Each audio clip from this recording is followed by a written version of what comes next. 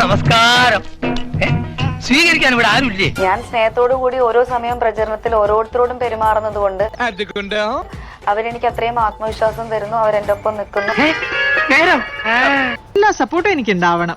പിന്നെ കുറച്ചു മാത്രം ഞാൻ വായിക്കാം, കാരണം ഒരുപാടുണ്ട്. നമ്മുടെ സർക്കാർ സ്കൂളുകളിൽ ഇംഗ്ലീഷ് മീഡിയം വിദ്യാഭ്യാസം ഏറെ സന്തോഷിപ്പിക്കുന്ന ഒരു കാര്യമാണ് മാതാപിതാക്കളെ. എങ്ങനെ താൻ ഇത് ഏത് ലോകത്താ? അതൊക്കെ പണ്ട് ഇവിടെ കേരളത്തിലുണ്ട്. അയ്യോ അങ്ങനെ പറഞ്ഞൂടാ, പിന്നെ ഞാൻ എന്തിനു വന്ന?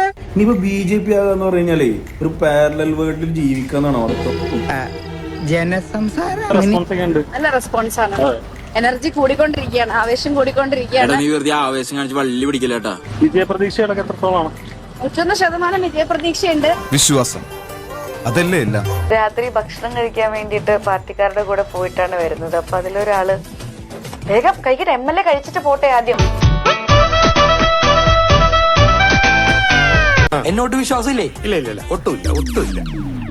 എല്ലാരും വിളിക്കണതേ അങ്ങനെയാണ്. ഇപ്പം അവര് ഉറപ്പിച്ചു കഴിഞ്ഞു.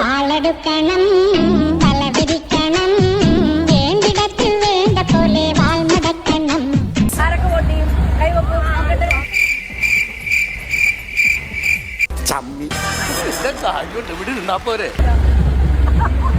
പേടിയല്ലേ?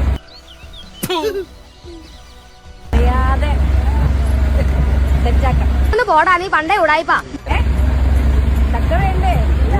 എന്റെ പൊന്നോ വേണ്ട. അടുത്ത 5 വർഷം കഴിഞ്ഞ് എന്റെ കൂടെ ഉണ്ടാവും നിങ്ങൾ, ഉറപ്പാണ്. പ്രളയം വന്ന് സർവ്വത് നശിച്ചാലും നിനക്കറിയാം അത് സംഭവിക്കില്ലെന്ന്. കണക്ക് പുറത്ത്. ജയിപ്പിക്കണേ. എന്തിനോ വേണ്ടി തിളക്കുന്ന സാമ്പാർ. ഇതെന്തോന്ന്? ഇത് താമര.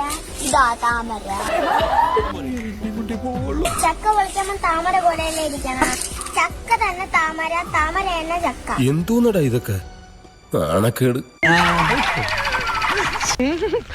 എല്ലാവർക്കും സന്തോഷമായല്ലോ? എനിക്ക് സന്തോഷമായി. എല്ലാവർക്കും പിരിഞ്ഞു പോ.